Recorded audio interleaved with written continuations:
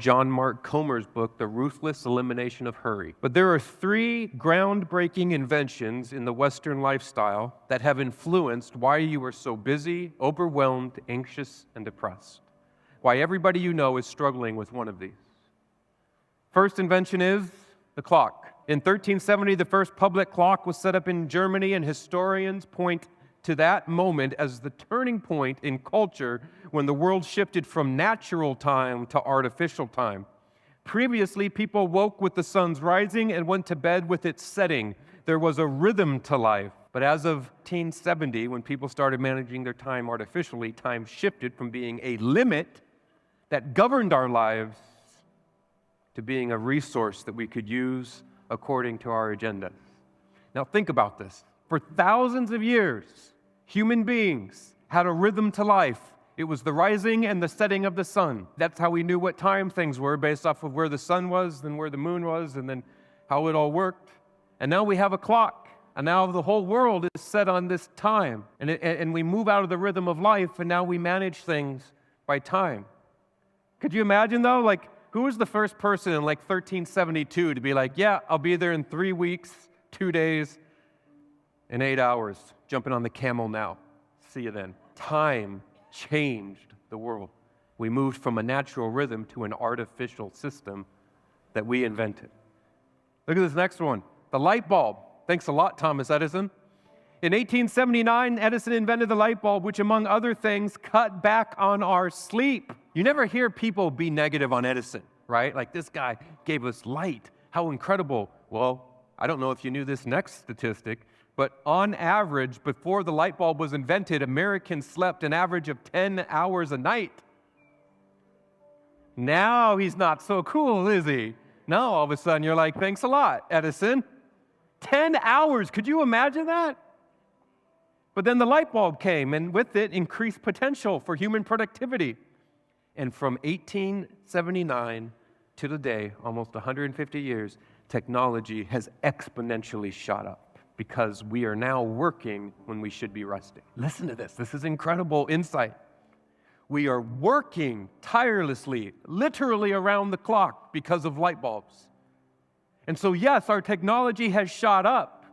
But in that, so has everything else bad that goes along with it. Health rates, suicide rates, anxiety, depression, all of these things that we see and we wonder, and we're trying to create pills to fix. I bet a lot of it could be fixed if we just went back to sleeping 10 hours a night.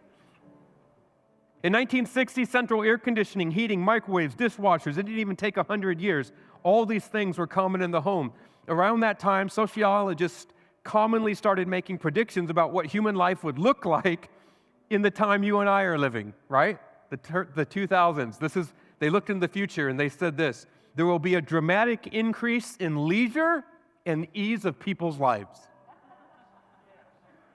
In fact, a Senate subcommittee in 1967 worked together, and they predicted that by 1985, the average American would work 22 hours a week for 27 weeks a year because of all the leisure time that the new technology would free up.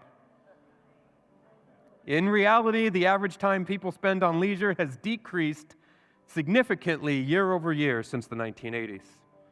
Technology has continued to advance, and it does save us time. They got that part right. What they didn't know was that we would use that time not to rest, but to continue to work.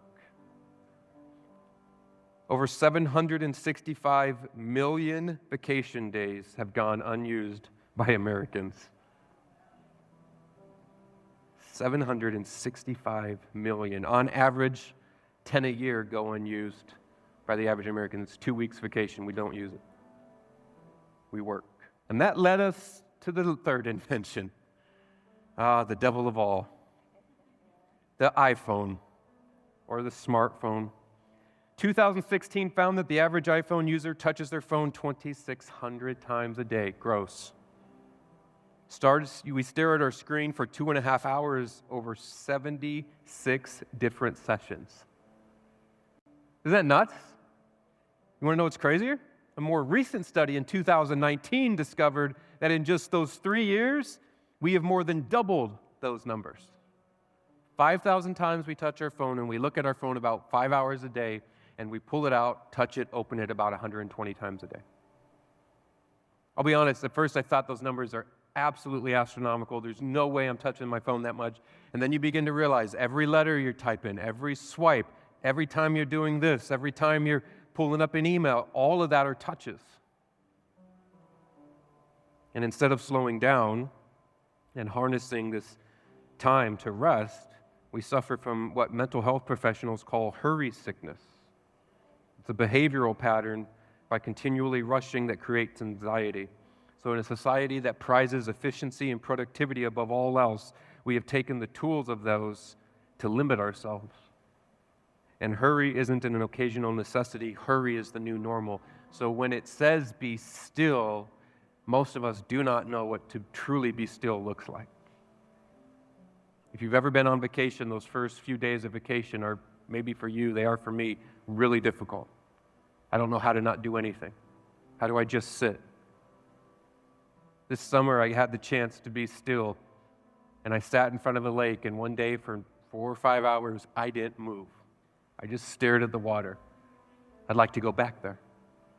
I'd like to go back to that time and do nothing. It's a dream of mine I have. What happens is we've assimilated into a culture that praises busyness and hurrying and efficiency and mastering. And what we're trying to do is we're trying to fit prayer into that. We're trying to say, God, could I slide you in at 3? In fact, there have been times in my life I have actually put in my digital calendar, spend time with God. I've actually calendared God into my life. How embarrassing is that? Have you ever done that? I'm so busy, God, I better schedule it. It's not like you support the very air that I breathe. I better make sure and schedule you in so I don't forget or become more busy by something so much more pressing. You have not because you ask not. Those words from James still seem to hold up pretty true.